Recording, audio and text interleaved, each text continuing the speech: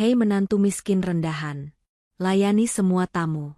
Kau pikir kau nyonya di sini? Teriakan ibu mertuaku padaku di pesta peresmian perusahaan baru suamiku. Semua tamu menatapku. Dan suamiku? Dia hanya diam, lalu membuang muka. Aku langsung mengambil ponselku dan menelepon seseorang. Halo. Batalkan kontrak 45 miliar itu sekarang. Dalam 3 detik, musik berhenti. Suamiku pucat. Seluruh ruangan membeku. Sebelum ceritanya dimulai, silahkan tulis di kolom komentar dari daerah mana saja teman-teman yang menonton cerita ini. Jangan lupa like dan subscribe agar channel ini bisa semakin berkembang dan bisa mempersembahkan cerita yang lebih menarik lagi. Lampu kristal raksasa di langit-langit ballroom Hotel Imperial berkilauan mewah. Cahayanya memantul di atas gelas-gelas sampahnya mahal dan perhiasan yang dikenakan para tamu. Malam ini adalah malam peresmian PT Irfan Jaya Sentosa, perusahaan rintisan baru yang digadang-gadang akan menjadi bintang di dunia teknologi. Orkestra mini memainkan alunan musik klasik yang lembut, namun nyaris tenggelam oleh dengungan percakapan para elit bisnis ibu kota. Di tengah ruangan, Irfan berdiri gagah dengan setelan jas paling mahal. Dia adalah pusat perhatian.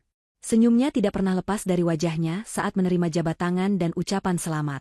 Dia adalah CEO muda, jenius, dan sukses. Di sebelahnya, ayah dan ibunya, Tuan Santoso dan Ibu Hilda, berdiri dengan dagu terangkat, bangga luar biasa. Jauh di sudut ruangan, dekat pilar berlapis marmer, Dena berdiri sendirian. Dia adalah istri Irfan. Penampilannya sangat kontras dengan kemewahan di sekelilingnya. Dia mengenakan gaun panjang berwarna sage green yang sopan, dipadukan dengan hijab senada yang rapi. Tidak ada perhiasan mencolok, hanya cincin kawin tipis di jarinya. Dia cantik, tetapi dengan cara yang tenang.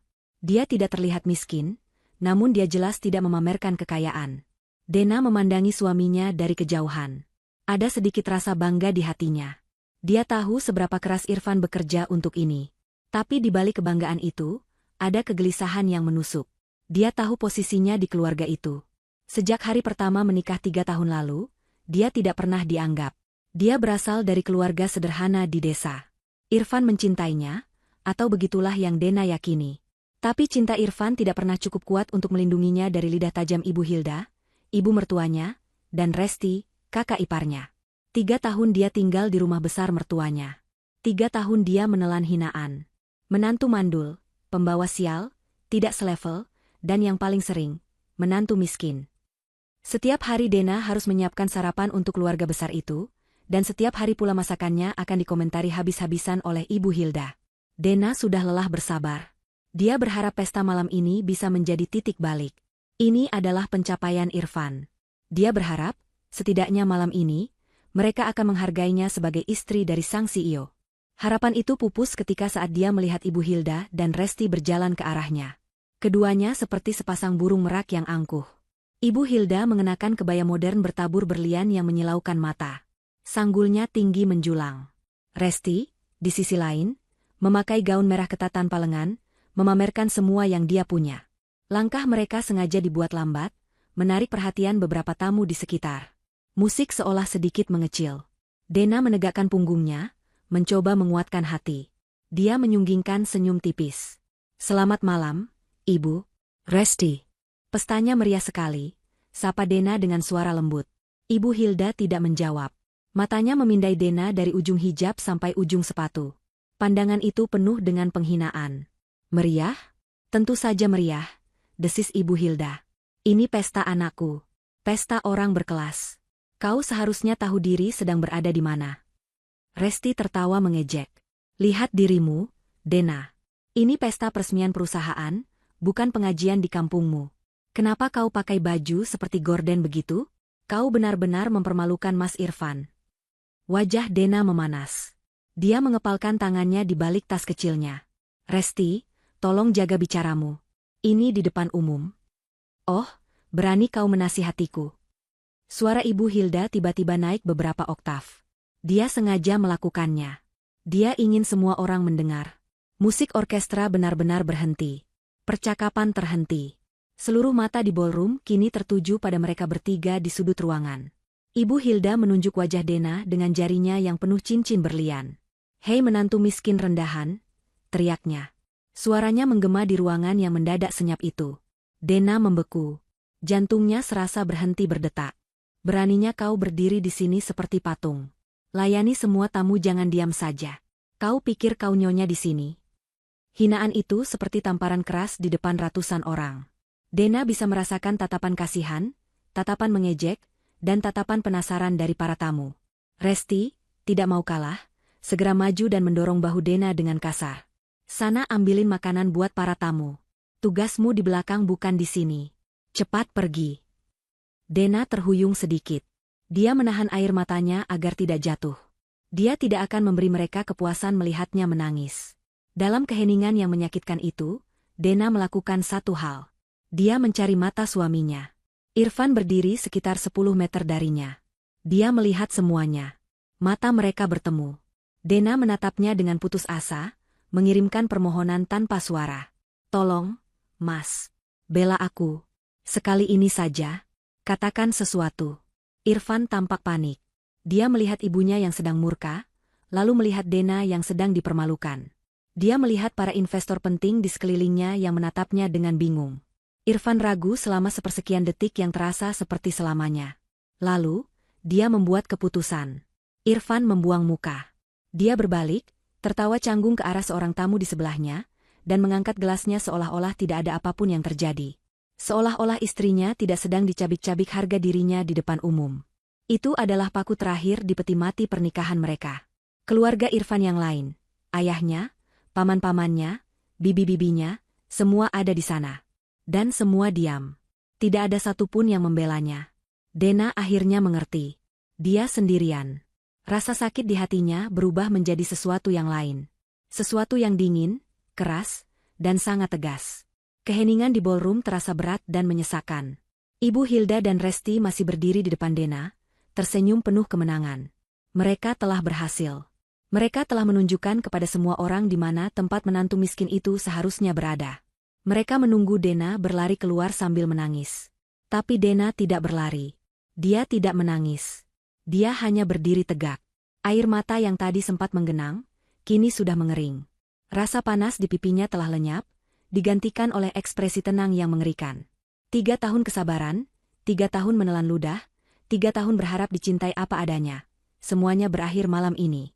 Dia menatap punggung suaminya, Irfan, yang masih sibuk berbasa-basi, pura-pura tidak mendengar teriakan ibunya. Dia tidak lagi melihat Irfan sebagai pria yang dicintainya. Dia melihatnya sebagai sebuah kesalahan perhitungan. Sebuah investasi yang gagal total. Dengan gerakan yang pelan dan sangat terkendali, Dena merogoh tas tangannya yang sederhana. Para tamu masih menatapnya, bingung dengan reaksinya yang tidak biasa. Ibu Hilda mendengus. Mau apa kau? Menangis? Resti tertawa kecil. Paling mau menelpon bapaknya di kampung. Mau mengadu? Dena mengeluarkan ponselnya. Sebuah ponsel model lama, tapi berfungsi dengan baik. Jari-jarinya yang lentik dengan cepat membuka kunci layar. Dia tidak perlu mencari di daftar kontak. Nomor yang dia tuju ada di panggilan cepat nomor 1. Selama ini, Dena menyimpan rahasia terbesarnya. Rahasia yang bahkan Irfan tidak pernah tahu. Irfan mengira Dena adalah yatim piatu miskin dari desa. Irfan tidak tahu bahwa Dena sengaja menyembunyikan identitasnya. Berharap menemukan pria yang tulus mencintainya apa adanya, bukan karena hartanya. Selama ini, Dena telah menyiapkan rencana darurat. Sebuah rencana jika Irfan terbukti terlalu lemah untuk melindunginya, jika keluarganya terbukti terlalu serakah. Dena tidak pernah menyangka akan menggunakan rencana itu malam ini, di pesta peresmian suaminya sendiri. Tapi pengkhianatan Irfan sudah sangat jelas. Dena menekan tombol panggil dan menempelkan ponsel itu ke telinga kanannya, yang tertutup hijab. "Halo, Pak Surya," kata Dena. Suaranya jernih, tenang, dan sangat tegas. Tidak ada getaran ketakutan atau kesedihan. Hanya otoritas murni. Ibu Hilda dan Resti saling berpandangan, sedikit bingung dengan nada suara Dena. "Pak Surya siapa?" ejek Ibu Hilda. "Tukang kredit panci?" Dena mengabaikannya total. Dia fokus pada percakapan di telepon. "Ya, Pak Surya. Saya Dena. Saya ada di pesta peresmian PT Irfan Jaya Sentosa. Situasinya sudah tidak terkendali. Pengabaian ini sudah final." Dena berhenti sejenak, mendengarkan suara di seberang sana. Para tamu di meja terdekat menahan napas, mencoba mendengar lebih jelas. Tidak perlu ditunda lagi, lanjut Dena. Suaranya kini sedikit lebih keras, sengaja agar terdengar oleh lebih banyak orang. Rencana darurat kita aktifkan. Lalu, dia mengucapkan kalimat yang mengubah segalanya. Batalkan kontrak 45 miliar itu sekarang. Hening. Kata, 45 miliar, terdengar seperti ledakan bom di ruangan itu. Itu bukan angka yang bisa diabaikan. Para tamu yang tadinya menatap kasihan, kini menatap Dena dengan kaget dan bingung. Tawa Ibu Hilda langsung berhenti di tenggorokannya. Apa katamu? 45 miliar? Hahaha. Dia mencoba tertawa lagi, tapi terdengar sangat sumbang. Dasar gila. Kau mengigau ya? Wanita miskin sepertimu tahu apa soal uang sebanyak itu. Resti ikut menimpali, paling-paling 45 ribu. Mau beli pulsa, tapi salah sebut. Tapi tawa mereka tidak menular. Karena Irfan tidak tertawa. Saat mendengar angka, 45 miliar, disebut dengan jelas oleh Dena, Irfan langsung berbalik. Senyum palsu di wajahnya lenyap seketika. Wajahnya yang tadi berseri-seri, kini pucat pasi seperti mayat. Dia tahu angka itu. Dia sangat tahu angka keramat itu. Dena, apa maksudmu bicara? Teriak Irfan, suaranya gemetar. Dia mulai berjalan cepat menerobos kerumunan tamu untuk menghampiri Dena. Namun, reaksi paling dramatis datang dari ayah Irfan, Tuan Santoso. Tuan Santoso, yang sejak tadi hanya diam menikmati kebanggaan, adalah orang yang paling mengerti seluk-beluk keuangan perusahaan.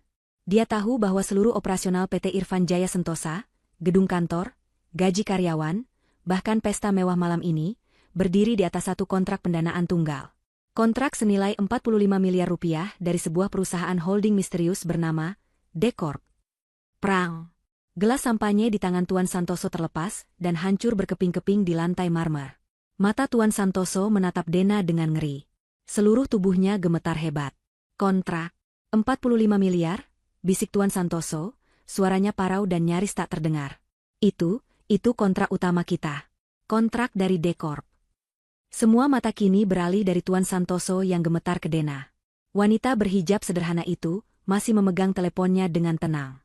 Dia menurunkan ponselnya, menutup panggilan, dan menatap lurus ke arah Irfan, suaminya, yang kini berhenti beberapa langkah di depannya dengan wajah penuh kepanikan. Irfan menerjang maju, wajahnya pucat pasi oleh kepanikan. Dia mencengkeram lengan Dena dengan kasar, matanya membelalak tidak percaya. Dena, apa maksudmu? Jangan bercanda. Hentikan omong kosong ini.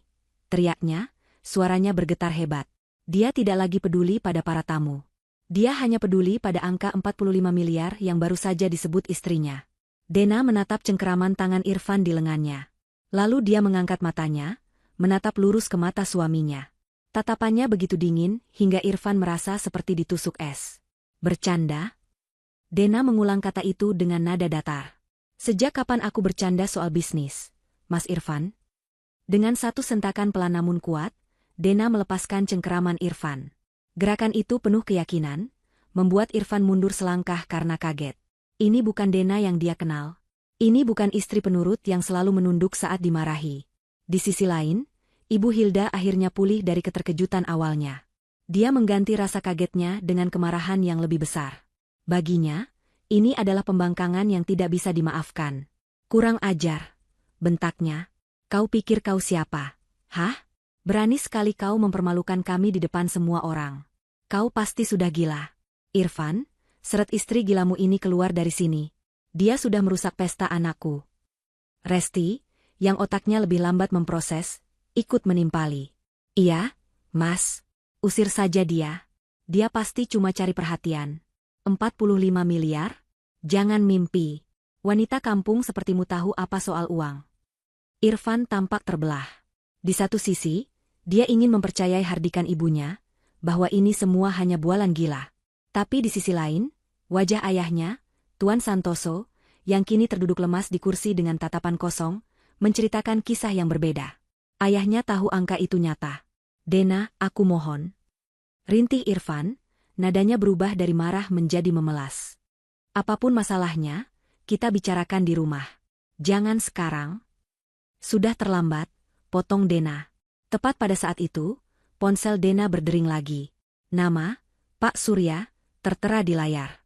Dena mengangkat ponsel itu. Tapi kali ini, Dia tidak menempelkannya ke telinga. Dia menekan tombol loudspeaker.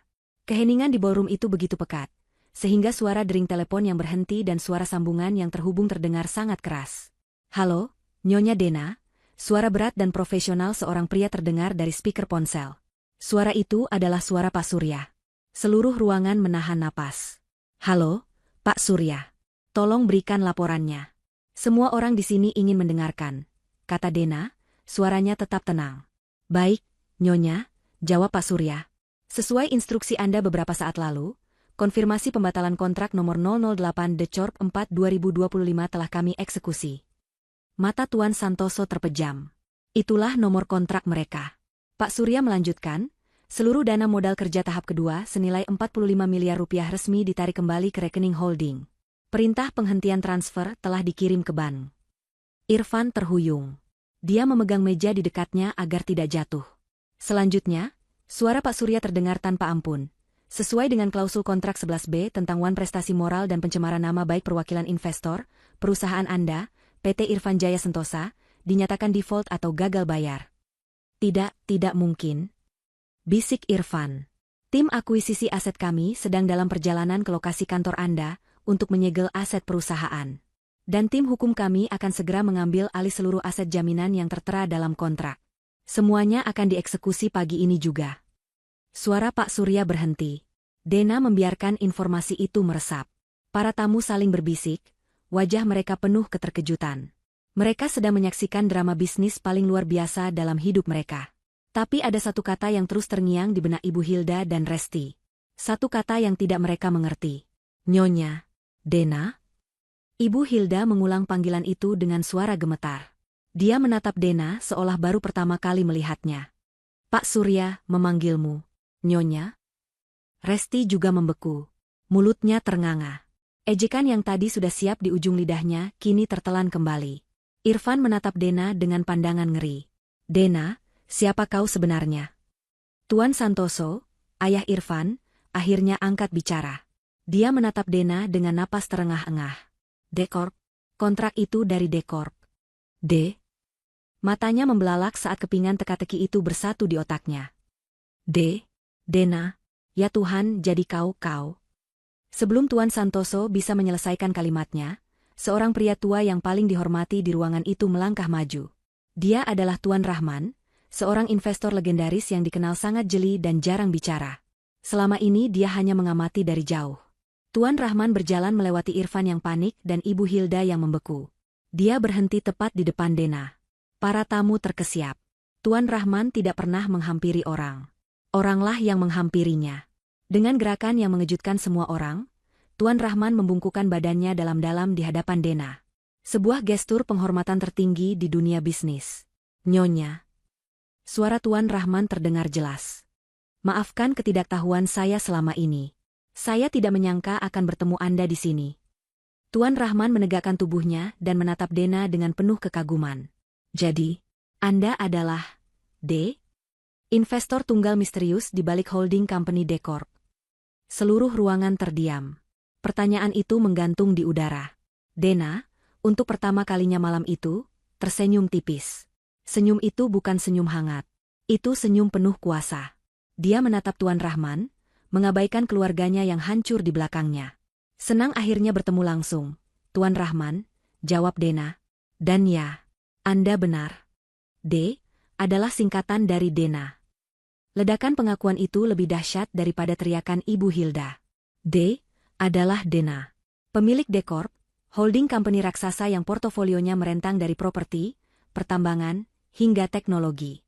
Investor misterius yang tidak pernah menunjukkan wajahnya di publik, yang hanya dikenal melalui inisialnya. Irfan jatuh berlutut. Kakinya lemas, tidak sanggup lagi menopang tubuhnya. "Tidak, Dena, kau membohongiku." Ibu Hilda terhuyung ke belakang dan ditangkap oleh Resti. Wajahnya yang tadi merah padam karena marah, kini seputih kapas. "Dekorp? Bohong. Ini pasti bohong," jeritnya histeris. Dena mengabaikan mereka. Dia berbalik menghadap Tuan Rahman dan para tamu yang masih terpaku. Dengan tenang, dia mengambil alih panggung yang tadinya milik suaminya. "Bapak dan Ibu sekalian," Dena memulai, suaranya yang lembut kini terdengar sangat berwibawa. Saya minta maaf atas keributan ini. Pesta peresmian ini sepertinya harus dihentikan. Dia menarik napas panjang. Nama saya Dena Aulia. Dan Tuan Rahman benar. Saya adalah pemilik Dekorp. Bisikan-bisikan langsung meledak di seluruh ruangan. Para jurnalis yang hadir untuk meliput kesuksesan Irfan, kini beralih fokus. Kamera dan ponsel mereka semua terarah pada Dena. Mereka baru saja mendapatkan berita utama terbesar tahun ini. Selama 3 tahun ini, lanjut Dena, saya menyembunyikan identitas saya. Pandangannya beralih ke Irfan yang masih terduduk di lantai, lalu ke Ibu Hilda dan Resti yang gemetar ketakutan. Saya adalah putri tunggal almarhum Handoko, pendiri Dekorp. Setelah ayah saya meninggal, saya lelah. Saya lelah dikelilingi orang-orang yang hanya menginginkan harta saya. Saya lelah dengan pria yang memuji saya hanya karena saldo rekening saya. Saya ingin menemukan seseorang yang tulus. Seseorang yang bisa mencintai saya apa adanya, bahkan jika saya tidak punya apa-apa. Dena tersenyum pahit. Jadi, saya menciptakan persona, Dena, gadis yatim piatu miskin dari desa. Saya bertemu Irfan. Saat itu, dia tampak tulus. Dia sederhana, ambisius. Saya pikir saya telah menemukannya. Irfan mengangkat kepalanya, air matanya mulai mengalir. Dena, aku memang tulus. Tulus? Dena memotong ucapan Irfan dengan tajam. Ketulusanmu diuji saat kita menikah dan tinggal di rumah orang tuamu. Selama 3 tahun, ibumu dan kakakmu menghinaku setiap hari. Mereka memanggilku, miskin, mandul, pembawa sial. Mereka memperlakukanku lebih rendah dari pembantu. Dan kamu? Dena menunjuk Irfan dengan jarinya. Di mana kamu? Kamu diam. Kamu selalu bilang, sabarlah, Dek. Ibu memang begitu. Kamu tidak pernah membelaku. Tidak sekalipun. Pernikahan ini, kata Dena dengan suara bergetar menahan emosi, adalah sebuah ujian karakter. Ujian untuk melihat apakah cinta suamiku cukup kuat untuk melindungiku. Ujian untuk melihat apakah keluarganya bisa menerima menantu mereka apa adanya. Dena lalu mengalihkan pandangannya ke seluruh ruangan. PT Irfan Jaya Sentosa, katanya, menyebut nama perusahaan itu. Itu bukan ide Irfan. Itu ide saya. Rahang Irfan jatuh. Para tamu ternganga. Saya yang mendanai perusahaan ini 100% sejak awal. Gedung kantor, para karyawan, modal awal, semua dari uang saya. Dari Dekorp. Saya menempatkan Irfan sebagai CEO. Dena berjalan mendekati Irfan. Dia berjongkok agar mata mereka sejajar. Perusahaan ini adalah hadiah untukmu, Mas, bisiknya, cukup keras untuk didengar orang-orang terdekat. Sekaligus ujian terakhir. Aku ingin melihat. Jika aku memberimu kekuasaan, memberimu kesuksesan, apakah kamu akan berubah? Apakah kamu akhirnya akan punya tulang punggung untuk menghargaiku sebagai istrimu? Dena berdiri tegak kembali. Dan malam ini, suaranya kembali menggelegar di ballroom. Kalian semua melihatnya. Di pesta kesuksesannya sendiri, yang dibangun di atas uangku, dia bahkan tidak bisa membelaku saat aku dihina di depan umum. Dia membuang muka. Dia gagal total. Keheningan total. Kontrak 45 miliar itu, Dena menjelaskan, adalah modal kerja tahap kedua. Suntikan dana agar perusahaan ini bisa berlari. Tapi saya tidak bodoh. Saya selalu punya rencana darurat. Klausul 11B. Tuan Santoso mengerang. Dia tahu klausul itu. Klausul yang dia anggap remeh saat menandatangani kontrak. Klausul itu menyatakan, Dena menjelaskan kepada para tamu, bahwa jika perwakilan investor, yaitu saya, Dena, yang terdaftar di kontrak sebagai pengawas lapangan yang mereka kira pesuruh, mengalami pelecehan, penghinaan, atau perlakuan tidak pantas dari pihak penerima dana, maka Dekorp berhak membatalkan seluruh kontrak dan menyita semua jaminan. Jaminan? Resti tiba-tiba angkat bicara, suaranya melengking ketakutan. Jaminan apa? Ambil saja perusahaan busuk ini. Kembalikan rumah kami. Dena tersenyum sinis pada Resti. Kau pikir jaminannya hanya perusahaan ini? Saat Irfan dan ayahmu memohon-mohon pinjaman modal awal, mereka tidak punya apa-apa untuk dijaminkan. Jadi, Dekorp menawarkan skema pinjaman penuh. Tapi dengan jaminan yang setimpal. Dena berjalan pelan mengitari Ibu Hilda dan Resti, seperti pemangsa yang mengelilingi mangsanya. Jaminan untuk pinjaman modal awal dan kontrak 45 miliar itu, Dena berhenti tepat di depan Ibu Hilda. Adalah seluruh aset pribadi keluarga Santoso. Ibu Hilda terbelalak ngeri. Rumah mewah yang kalian tinggali, kata Dena. Itu sekarang milik saya. Mobil sport yang kau pakai pamer setiap hari, dia menoleh ke Resti. Itu milik saya. Koleksi berlian yang ibu banggakan, dia menatap Ibu Hilda. Milik saya. Dan tabungan pensiun yang Tuan Santoso simpan, dia menatap ayah mertuanya yang pucat. Semuanya, sekarang adalah aset perusahaan saya. Dena mengambil napas. Kalian tidak hanya kehilangan perusahaan. Kalian kehilangan segalanya. Pengumuman Dena menggantung di udara seperti vonis mati. Para tamu tidak lagi berbisik. Mereka terdiam, mata mereka melompat-lompat antara Dena yang berdiri tegak dan keluarga Santoso yang kini berantakan.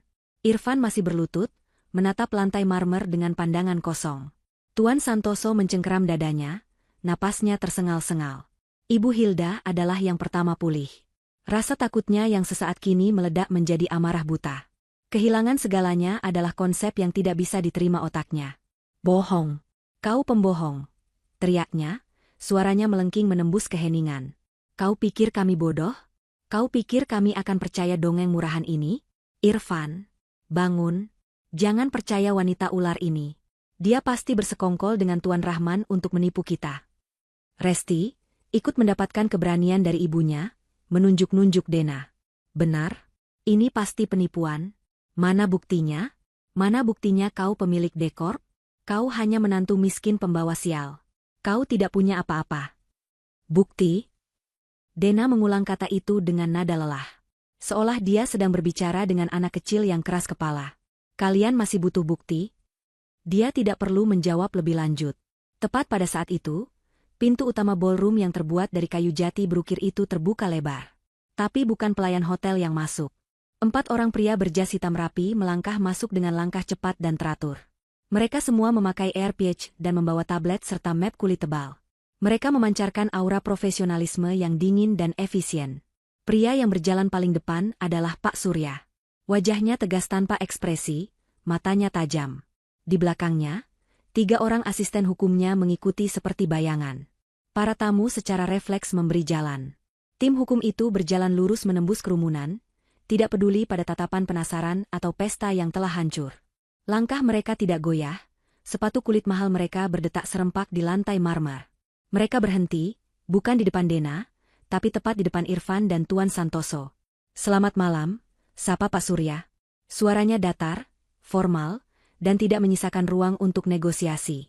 Saya Surya Atmadja, kuasa hukum utama dari Decorp Holding. Saya di sini untuk menjalankan instruksi Nyonya Dena Aulia. Penyebutan nama, Nyonya Dena Aulia, dari seorang profesional seperti Pak Surya menjadi paku terakhir yang menancapkan kebenaran. Ibu Hilda dan Resti terdiam seketika. Pak Surya mengabaikan Irfan yang masih terduduk dan beralih ke Tuan Santoso, yang dianggapnya sebagai penandatangan kontrak yang lebih tua. Tuan Santoso, kata Pak Surya, seperti yang telah dikonfirmasi melalui telepon tadi, berdasarkan pelanggaran berat klausul 11B, kontrak pendanaan Anda telah dihentikan secara permanen. PT Irfan Jaya Sentosa dinyatakan default. Seorang asisten Pak Surya maju selangkah dan menyerahkan sebuah tablet kepada Tuan Santoso. Ini adalah salinan digital dari surat pembatalan, pemberitahuan penyitaan aset, dan surat kuasa eksekusi yang sudah ditandatangani oleh Nyonya Dena. Tangan Tuan Santoso gemetar hebat saat menerima tablet itu. Dia bahkan tidak sanggup membacanya. Pak Surya lalu berbalik sedikit ke arah Irfan. Tuan Irfan, katanya. Mulai detik ini, Anda bukan lagi CEO PT Irfan Jaya Sentosa. Anda tidak lagi memiliki wewenang apapun atas perusahaan, rekening bank, atau asetnya. Kartu kredit korporat Anda telah diblokir. Pak Surya lalu memberi isyarat kepada timnya. 2 asisten hukumnya segera bergerak. Mereka mengeluarkan segel stiker berwarna merah dari map mereka. 1 orang berjalan ke podium berlogo, PT Irfan Jaya Sentosa, dan menempelkan segel, disita oleh Decorp, tepat di logo perusahaan itu. Plak! Suara stiker yang ditempel terdengar sangat keras di ruangan yang senyap itu. Asisten kedua menghampiri Irfan. Tuan Irfan, kami harus meminta kunci kantor, kunci mobil perusahaan, dan semua aset bergerak milik perusahaan yang ada pada Anda saat ini. Termasuk ponsel perusahaan Anda. Irfan hanya menatap kosong. Asisten itu, tidak sabar, merogoh saku jas Irfan dan mengambil sebuah ponsel pintar terbaru dan gantungan kunci mobil mewah. Irfan tidak melawan. Dia seperti boneka kain. Kau tidak bisa melakukan ini. Ibu Hilda menjerit histeris. Dia menerjang maju, mencoba menyerang Pak Surya. Itu perusahaan anakku. Kalian perampok. Sebelum tangan Ibu Hilda yang bercakar sempat menyentuh jas Pak Surya, dua orang petugas keamanan hotel, yang rupanya sudah dipanggil oleh Tuan Rahman, langsung bergerak dan menahan lengan Ibu Hilda. Lepaskan aku. Lepaskan. Irfan. Lakukan sesuatu. Ayah. Kenapa kalian diam saja? Raung Ibu Hilda, meronta-ronta dalam cengkeraman petugas keamanan. Pak Surya bahkan tidak bergeming. Dia menatap Ibu Hilda dengan dingin. Nyonya Hilda, saya sarankan Anda tenang. Melawan proses hukum hanya akan memperburuk situasi Anda. Tim kami yang lain saat ini sedang dalam perjalanan ke kediaman Anda di Permata Hijau untuk memulai proses penyitaan rumah dan isinya. Wajah Resti berubah pucat. Rumahku, tasku, bajuku, kalian tidak berhak. Semua aset yang dibeli menggunakan dana yang terkait dengan rekening Tuan Santoso dan Tuan Irfan selama 3 tahun terakhir akan dibekukan dan diaudit, jelas Pak Surya tanpa emosi. Jika terbukti dibeli dari hasil pencairan dana perusahaan, maka itu adalah bagian dari aset jaminan. Sesuai kontrak yang ditandatangani Tuan Santoso. Tidak. Tidak mungkin, jerit Resti. Dena, yang sejak tadi hanya dia mengamati, akhirnya melangkah maju. Dia berdiri di depan ibu mertua dan kakak iparnya. Dia menatap Resti. Kau ingat kemarin kau mengejek tas tanganku yang harganya hanya 300.000? Kau bilang itu tas murahan. Kau benar. Tapi tas itu kubeli dengan uangku sendiri. Sedangkan tas seharga 300 juta yang kau pakai malam ini, yang kau pamerkan di media sosial, itu dibeli dari uang perusahaanku. Dan sekarang, aku mengambilnya kembali. Kemudian, Dena beralih ke Ibu Hilda yang masih ditahan petugas keamanan. Matanya menatap tajam kalung berlian yang melingkar di leher ibu mertuanya. Dan ibu, kata Dena pelan namun menusuk. Ibu selalu bilang saya menantu miskin yang tidak pantas memakai perhiasan. Ibu benar, saya tidak suka pamer. Tapi kalung yang ibu pakai itu, yang ibu bilang hadiah dari Irfan, itu juga dibeli pakai kartu kredit perusahaan. Dena memberi isyarat kecil pada asisten Pak Surya. Asisten wanita itu mengerti. Dia maju dengan sebuah kotak perhiasan beludru kosong. Tolong lepaskan kalung itu, Nyonya Hilda. Itu aset perusahaan, kata asisten itu dengan sopan namun tegas. Jangan sentuh aku. Ini milikku. Ibu Hilda memegangi lehernya. Jika Anda tidak kooperatif, kami akan mencatatnya sebagai tindakan penggelapan aset, kata Pak Surya dingin. Mendengar kata penggelapan, nyali Ibu Hilda ciut. Dengan tangan gemetar karena marah dan malu, dia membuka kaitan kalung berlian itu dan melemparkannya ke lantai. Asisten Dena dengan tenang memungut kalung itu, membersihkannya dengan sapu tangan, dan meletakkannya di dalam kotak beludru. Eksekusi itu berjalan cepat, efisien, dan brutal. Para tamu menyaksikannya dengan ngeri. Ini adalah kejatuhan yang sempurna. Dena berbalik, meninggalkan keluarganya yang hancur. Dia berjalan menghampiri Pak Surya. Pak Surya, terima kasih. Pastikan semuanya bersih. Saya tidak mau ada satu aset pun yang tersisa. Pasti, Nyonya Dena. Kami akan urus sisanya. Dena mengangguk. Dia lalu menatap Tuan Santoso yang tampak seperti sudah kehilangan jiwanya. Anda pikir saya menantu rendahan? Kata Dena, suaranya ditujukan pada seluruh keluarga Santoso. Selamat, Anda baru saja menghina pemilik gedung ini. Para tamu terkesiap lagi. Pak Surya mengkonfirmasi. Benar. Seluruh jaringan hotel imperial ini adalah salah satu anak perusahaan dekor di divisi perhotelan. Pesta ini sejak awal sudah gratis. Dena tidak menunggu reaksi mereka lagi. Dia sudah selesai. Dia berbalik, berjalan menuju pintu keluar, meninggalkan kekacauan yang diciptakan oleh keserakahan dan kesombongan keluarga itu. Saat Dena melangkah melewati pilar marmer, menuju pintu keluar ballroom, sebuah suara serak penuh keputusasaan menghentikannya. Dena. Itu suara Irfan. Dia akhirnya bangkit dari lantai. Wajahnya basah oleh air mata dan keringat. Jas mahalnya kusut. Pria yang 1 jam lalu menjadi raja di pesta itu, kini terlihat seperti pengemis yang hancur. Dia berlari, tersandung langkahnya sendiri, dan menerjang ke depan Dena. Dia tidak berani menyentuhnya. Dia langsung jatuh berlutut lagi, kali ini memeluk kaki Dena. Dia menangis terseduh-seduh, tidak peduli lagi pada ratusan mata yang memandangnya. Dena, sayang, maafkan aku. Aku mohon, Dena, maafkan aku. Isaknya, wajahnya menempel di gaun Dena. Ini semua salah paham. Aku kaget. Aku tidak tahu harus berbuat apa. Dena berhenti. Dia menatap puncak kepala suaminya yang gemetar itu. Tidak ada lagi cinta di matanya. Hanya ada rasa lelah dan muak yang mendalam. Aku mohon, Dena, jangan tinggalkan aku. Aku cinta kamu. Aku sungguh-sungguh cinta kamu, ratap Irfan. Ini semua salah ibu. Salah Resti. Mereka yang meracuni pikiranku. Tapi di hatiku, cuma ada kamu. Para tamu yang tersisa, kebanyakan adalah mereka yang penasaran dengan akhir drama ini, menyaksikan pemandangan itu. Tuan Rahman berdiri di kejauhan, mengamati Dena dengan seksama, ingin tahu bagaimana wanita kuat itu menangani masalah pribadinya. Dena diam sejenak, membiarkan Irfan menghabiskan tangisannya. Cinta? Akhirnya Dena angkat bicara. Suaranya pelan, nyaris berbisik, tapi terdengar jelas di keheningan itu. Kamu bicara soal cinta, Mas? Dena membungkuk sedikit, memaksa Irfan mengangkat wajahnya. Mata mereka bertemu. Mata Irfan penuh permohonan. Mata Dena kosong. Cintamu tidak cukup kuat untuk membelaku dari hinaan ibumu. Tidak sekalipun dalam 3 tahun, kata Dena, suaranya bergetar bukan karena sedih, tapi karena amarah yang tertahan selama bertahun-tahun. Di mana cintamu saat Ibu Hilda memanggilku, mandul, di depan meja makan, hanya karena kita belum punya anak? Kamu diam. Kamu malah menyuruhku, maklum. Di mana cintamu saat Resti membuang masakanku ke tempat sampah? Bilang itu makanan, kelas rendahan? Kamu diam. Kamu malah membelikanku buku resep baru, seolah akulah yang salah. Di mana cintamu? Suara Dena sedikit meninggi, saat mereka menyuruhku mencuci baju mereka dengan tangan, padahal ada 3 pembantu di rumah itu? Kamu bilang itu, bakti menantu. Kamu diam. Irfan terisak. Aku hanya ingin menjaga kedamaian. Dena? Kedamaian? Dena tertawa sinis. Kedamaian untuk siapa? Untukmu. Bukan untukku. Kamu mengorbankan harga diriku demi kedamaian palsumu. Kamu mengorbankan mental istrimu agar kamu tidak perlu berdebat dengan ibumu. Air mata Dena akhirnya menetes. 1 tetes. Bukan air mata kesedihan, tapi air mata kelegaan karena akhirnya melepaskan semua itu. Dan malam ini, lanjut Dena, adalah puncaknya. Di depan ratusan orang, di malam kesuksesanmu, ibumu meneriakiku, menantu rendahan.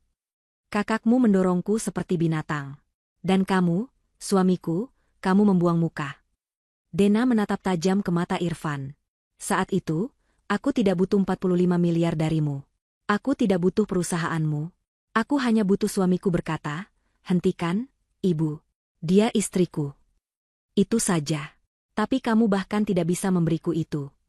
Kesunyianmu malam ini, Mas Irfan, kata Dena, adalah jawaban paling jelas yang pernah kuterima. Cintamu tidak ada harganya. Irfan menggeleng-gelengkan kepalanya putus asa. Tidak, Dena, aku bisa berubah. Aku akan lakukan apa saja. Aku akan usir ibu dan Resti. Kita mulai dari awal. Aku mohon. Dena menarik kakinya dari pelukan Irfan. Dia berdiri tegak. Kau pikir aku miskin, jadi aku tidak punya harga diri? Kau pikir aku bergantung padamu, jadi aku akan menerima semua perlakuan ini? Dena menggeleng pelan. Kesalahan terbesarmu, Irfan, adalah berpikir aku butuh kamu. Dia menatap suaminya yang kini terpuruk di lantai. Padahal, katanya dengan jelas, kamulah yang selalu butuh aku. Irfan terdiam. Kata-kata itu menamparnya lebih keras dari apapun. Dia akhirnya sadar. Semua kesuksesannya, ambisinya, bahkan kepercayaan dirinya, semua itu difasilitasi oleh Dena. Dena tidak menoleh ke belakang lagi. Dia sudah selesai dengan masa lalunya. Dia menghapus satu-satunya air mata di pipinya. Dia merapikan hijabnya dan berjalan lurus ke arah Tuan Rahman, yang telah menunggunya dengan sabar. Para tamu, termasuk para jurnalis, memberi jalan.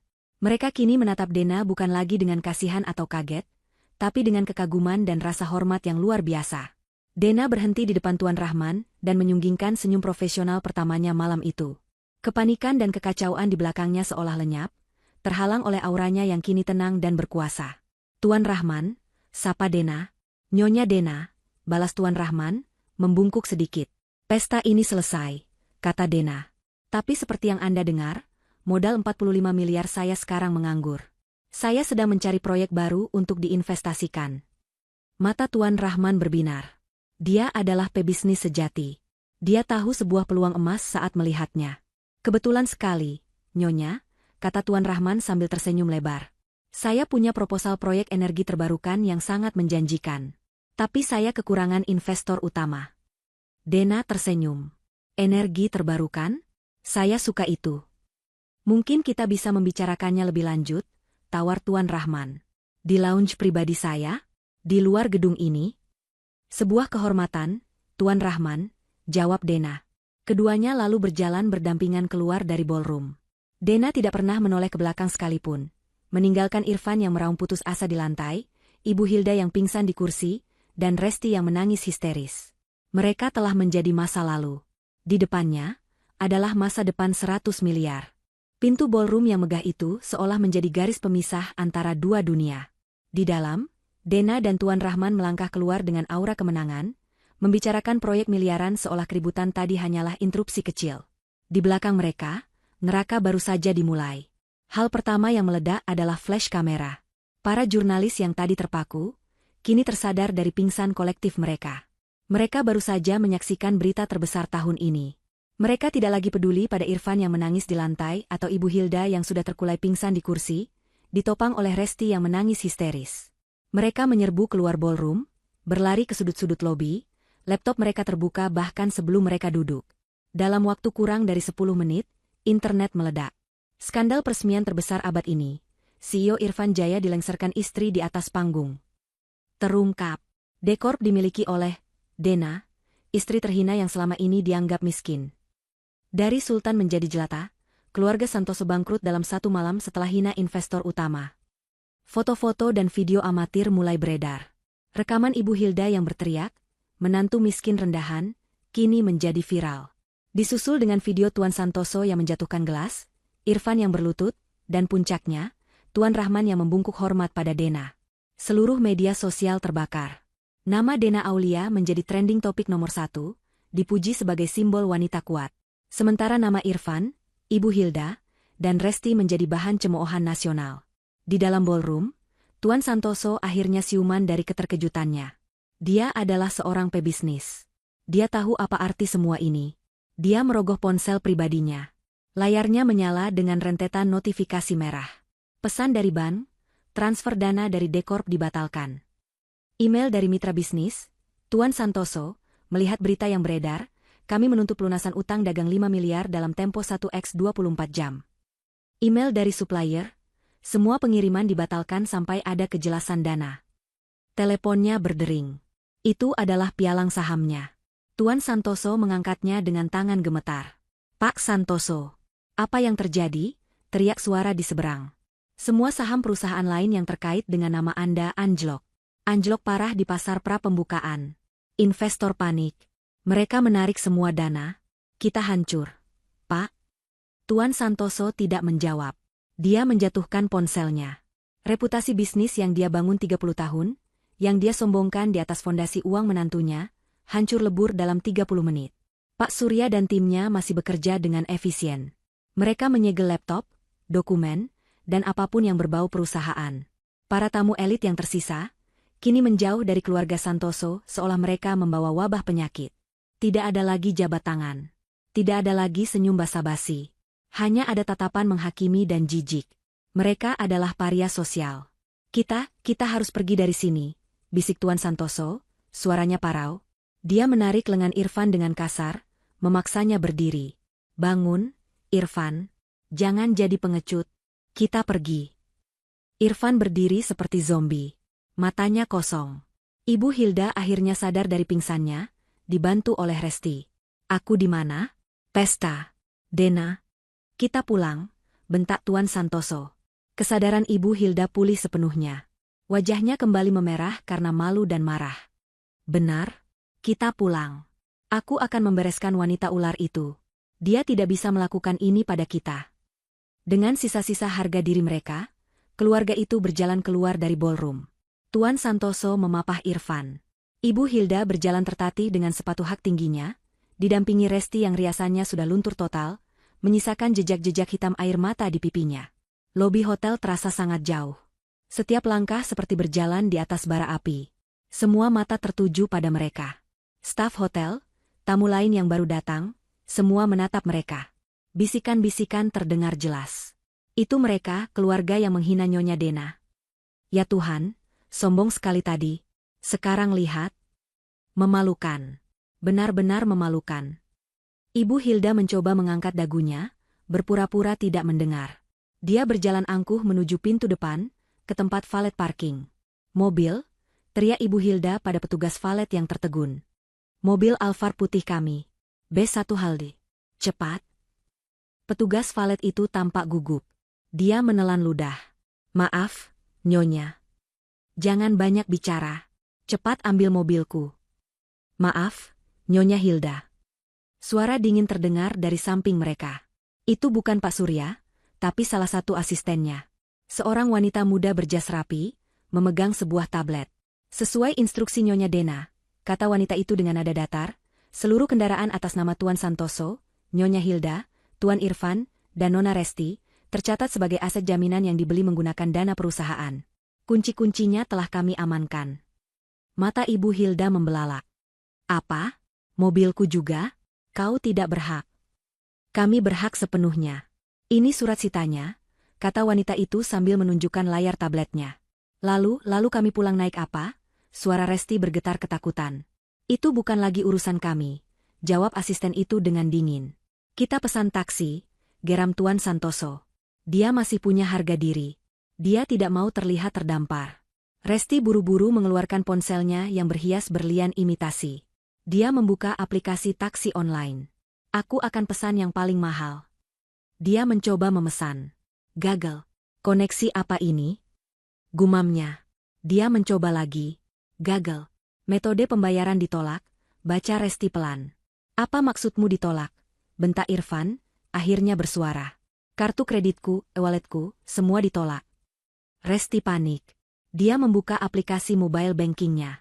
Saldonya 0. Tidak, bukan 0. Minus. Mas, rekeningku dibekukan. Irfan mengecek ponselnya. Sama. Tuan Santoso mengecek ponselnya. Sama. Ibu Hilda mengecek ponselnya. Sama. Tim Dena telah bergerak lebih cepat dari kilat. Seluruh rekening pribadi yang pernah menerima aliran dana dari perusahaan, kini telah dibekukan oleh bank atas permintaan hukum Dekorp. Mereka berempat berdiri terpaku di lobi Hotel Imperial. Hotel milik Dena. Di bawah lampu kristal mewah milik Dena. Mereka tidak punya mobil. Mereka tidak punya uang sepeser pun. Mereka tidak bisa memesan taksi. Mereka bahkan tidak bisa membeli air mineral. Ibu Hilda, Resti, Irfan, dan Tuan Santoso. Keluarga yang 1 jam lalu adalah raja dan ratu pesta, kini benar-benar terdampar. Mereka tidak punya apa-apa selain pakaian mahal yang menempel di badan mereka. Dan pakaian itu pun, mungkin besok harus mereka kembalikan. Para tamu hotel yang lalu lalang menatap mereka dengan campur aduk antara kasihan dan jijik. Keluarga Santoso kini tak lebih dari gelandangan mewah yang terjebak di lobi hotel termegah di kota. Beberapa hari telah berlalu sejak malam penuh bencana itu. Berita skandal keluarga Santoso tidak mereda, malah semakin menjadi-jadi. Setiap detail keburukan Ibu Hilda dan Resti selama 3 tahun terakhir, yang diceritakan oleh para mantan asisten rumah tangga mereka, kini menjadi konsumsi publik. Keluarga Santoso telah menghilang dari peredaran, bersembunyi di rumah mewah mereka, tidak berani menunjukkan wajah. Tapi hari ini, persembunyian mereka berakhir. Di depan gerbang tinggi kompleks Permata Hijau, sebuah truk pengangkut barang berukuran besar parkir dengan canggung. Di belakangnya, beberapa mobil box kecil berjejer rapi. Pemandangan ini sangat kontras dengan deretan mobil sport mewah yang biasanya terparkir di jalanan itu. Tim eksekusi dari Dekorp, yang dipimpin langsung oleh Pak Surya, sedang bekerja. Pintu gerbang rumah mewah itu terbuka lebar. Para petugas pengadilan dengan rompi resmi berjalan mondar-mandir. Para petugas pengangkut barang dengan seragam biru tua, sibuk mengeluarkan perabotan satu persatu. Sofa kulit impor seharga ratusan juta diangkat keluar. Lukisan-lukisan abstrak mahal diturunkan dari dinding. Televisi layar datar berukuran 80 inci diusung dengan hati-hati. Semuanya adalah aset sitaan. Dan di sana, di trotoar jalan, tepat di seberang gerbang rumah mereka sendiri, duduklah 4 sosok yang menyedihkan. Ibu Hilda, Irfan, Resti, dan Tuan Santoso. Mereka telah diusir dari rumah itu sejak pagi buta. Mereka tidak diizinkan membawa apapun selain barang-barang pribadi mereka yang paling mendasar. Pakaian-pakaian bermerek, tas-tas mahal, koleksi jam tangan, perhiasan, semua disita. Mereka berempat kini duduk di atas beberapa koper butut berbahan kain yang sudah pudar warnanya. Koper-koper itu adalah satu-satunya peninggalan dari kehidupan mereka sebelum Dena datang. Mereka mengenakan pakaian lama yang mereka temukan di bagian paling belakang lemari. Ibu Hilda, yang biasa berbalut sutra dan berlian, kini hanya memakai daster batik lama. Resti mengenakan kaos oblong pudar dan celana jeans usang. Irfan dan Tuan Santoso terlihat seperti pegawai rendahan yang baru saja di PHK. Mereka tidak lagi saling bicara. Mereka hanya duduk diam, menatap kosong pada proses pengosongan rumah yang pernah menjadi istana mereka. Ini semua salahmu, Hilda. Tuan Santoso akhirnya mendesis, memecah keheningan. Mulutmu, kesombonganmu, kau hancurkan kita semua. Kenapa menyalahkan aku?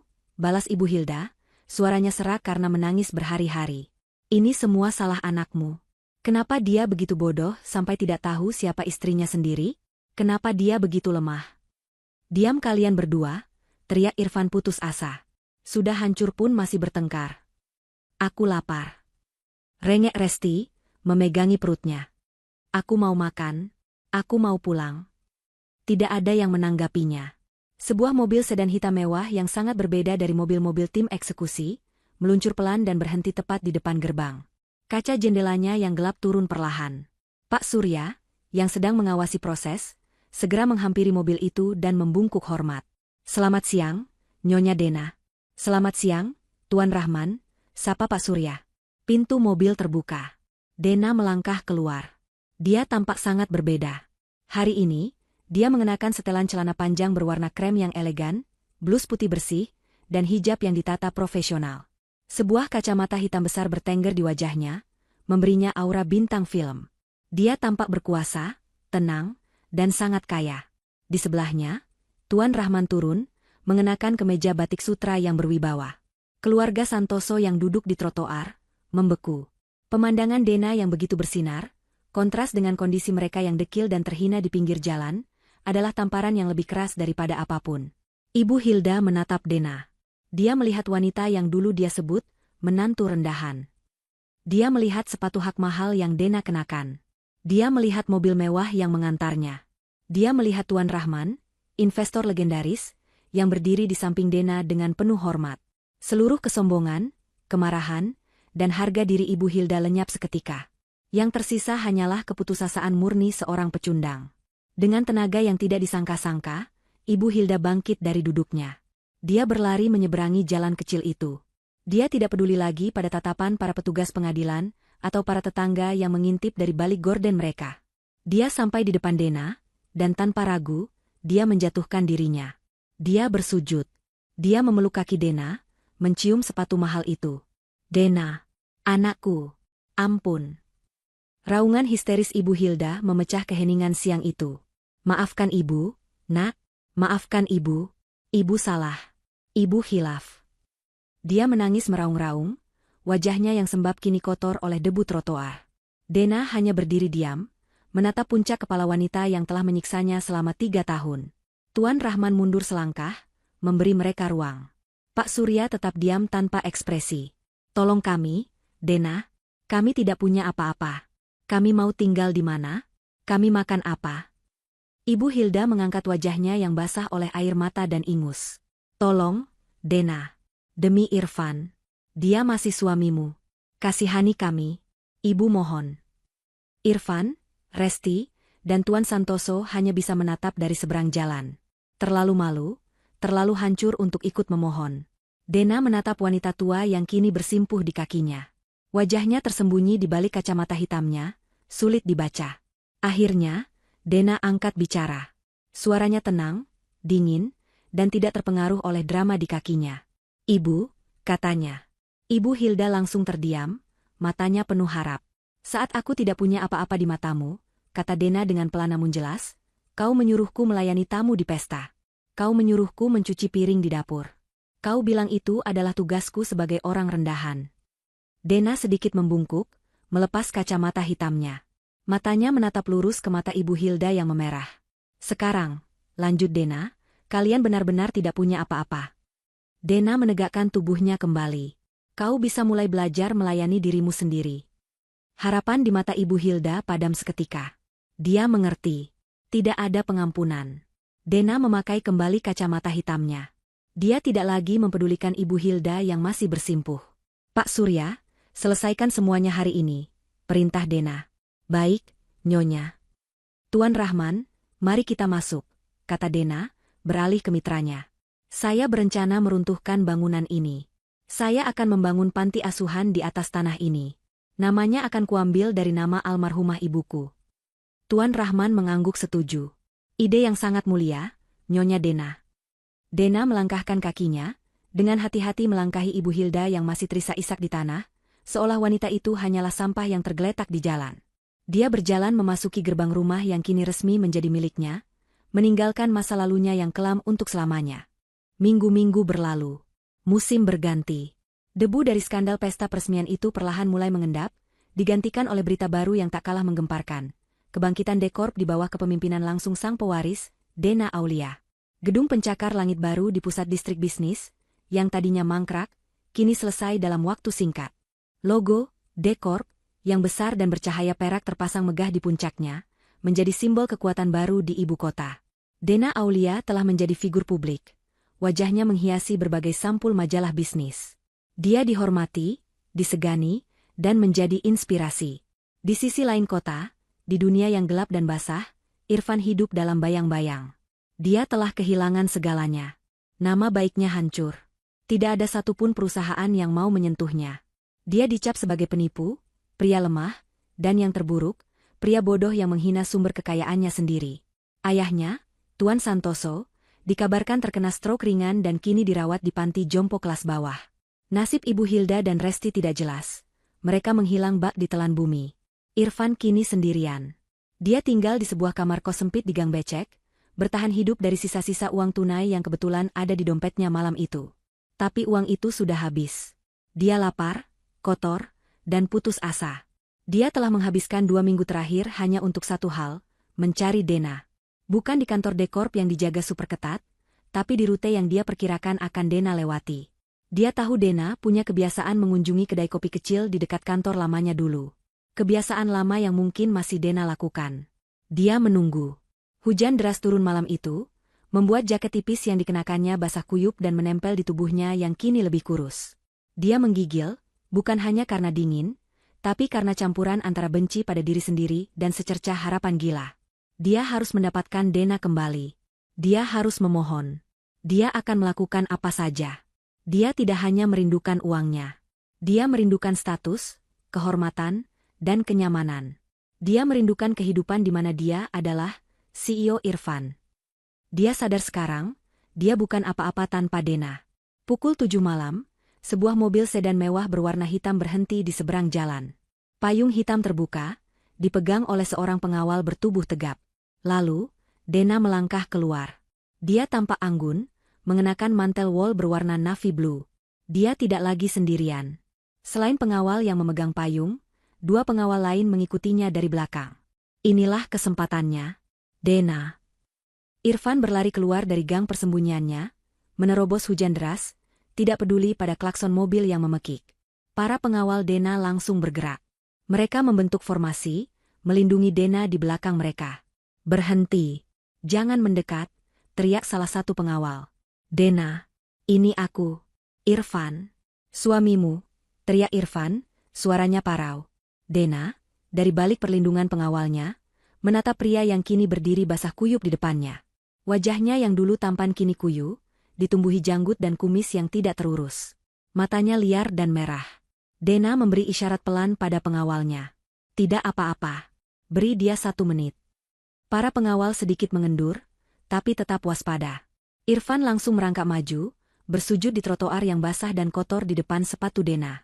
Dena, maafkan aku. Aku salah. Aku tahu aku salah.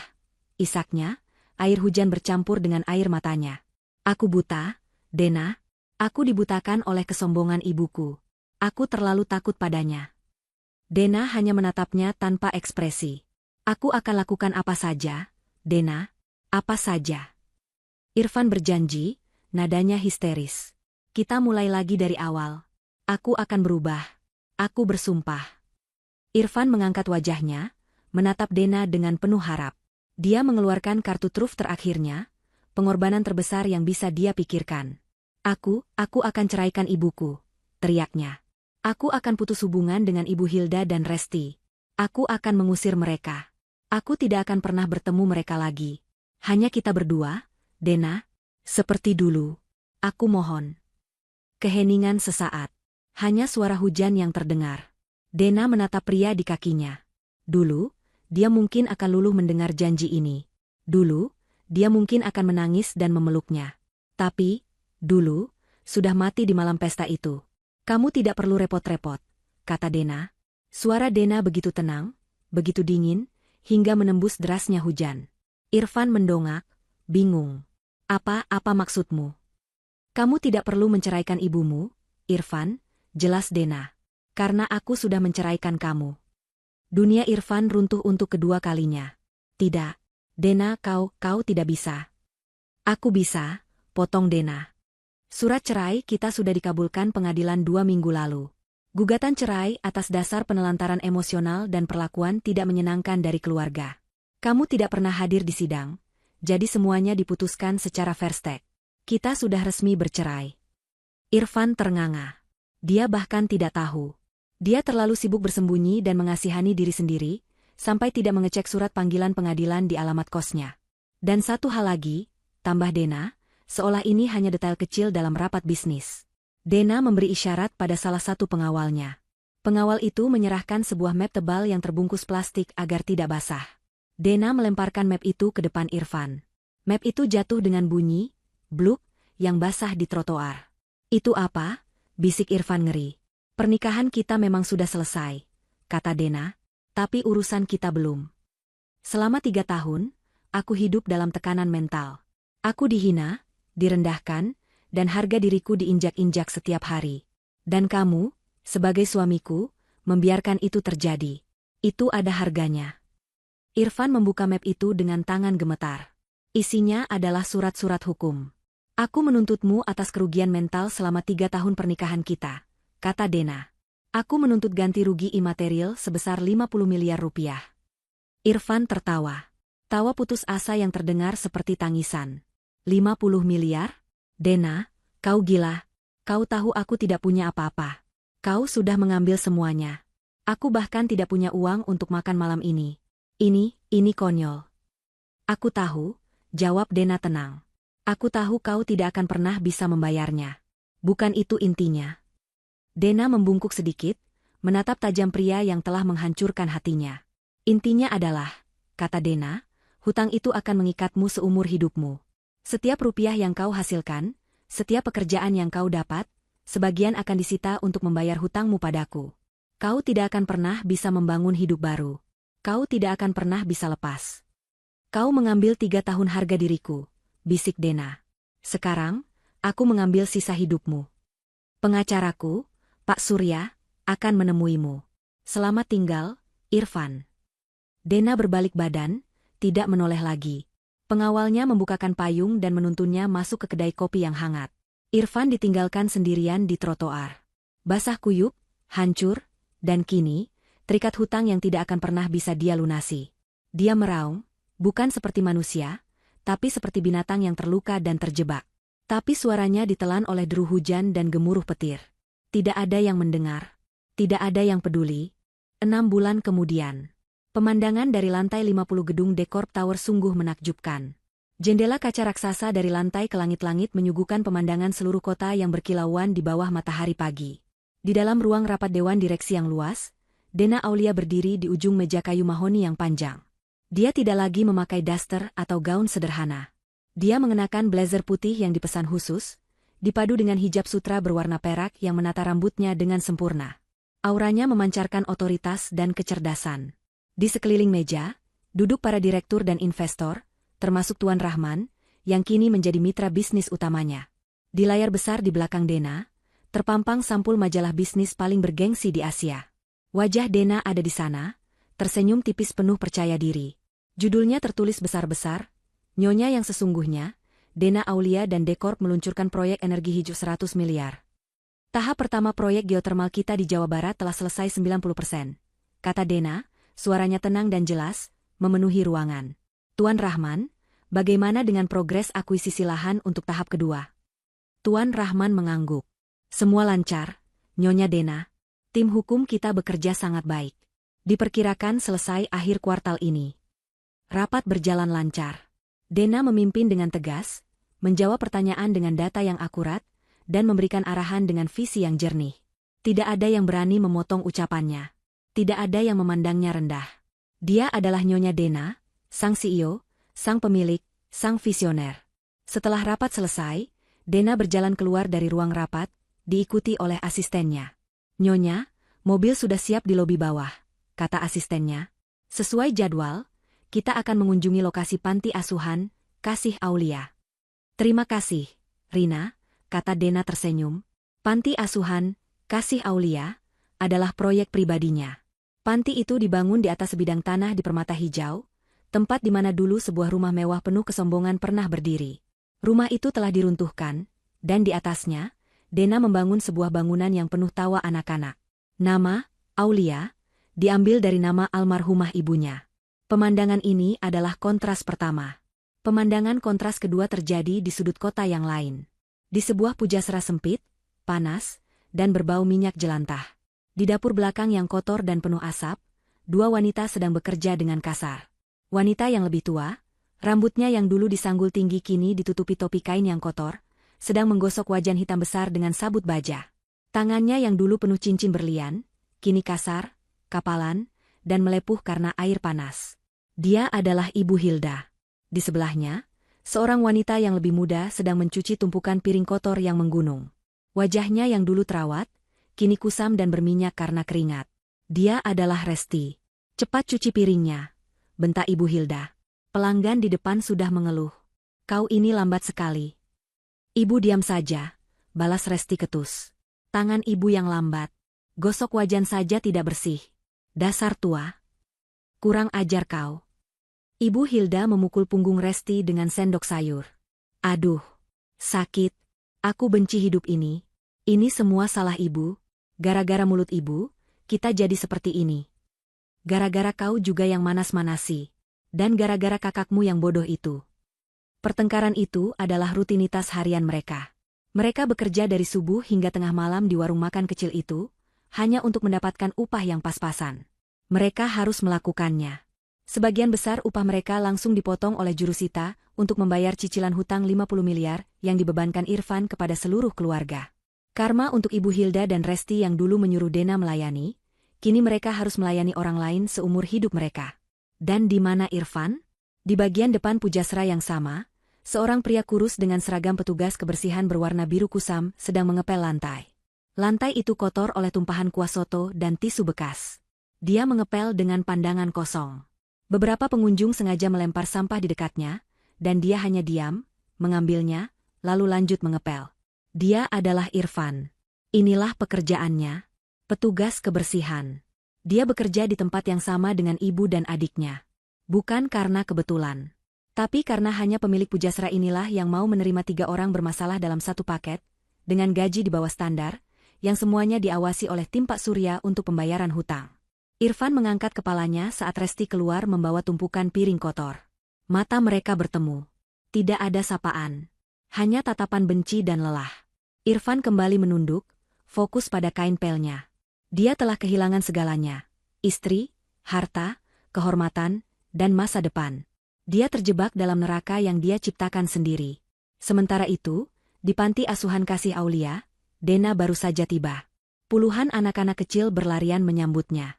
Kak Dena datang. Dena tertawa. Dia melepaskan blazernya, berlutut, dan memeluk anak-anak itu. Aura CEO yang tegas langsung luntur, digantikan oleh kehangatan seorang kakak. Dia menghabiskan sore itu bermain bersama mereka. Dia telah menemukan keluarganya yang baru. Menjelang senja, Dena berdiri di balkon panti asuhan, menatap matahari terbenam. Dia telah melewati neraka. Dia telah dihina, diinjak-injak. Tapi dia tidak hancur. Dia bangkit, mengambil kembali semua miliknya, dan membangun sesuatu yang lebih baik. Dia bebas. Dia kaya. Dan yang terpenting, dia utuh. Dia memiliki harga dirinya kembali. Dena Aulia, Nyonya yang sesungguhnya tersenyum. Dan kali ini, senyumnya tulus dan penuh kedamaian.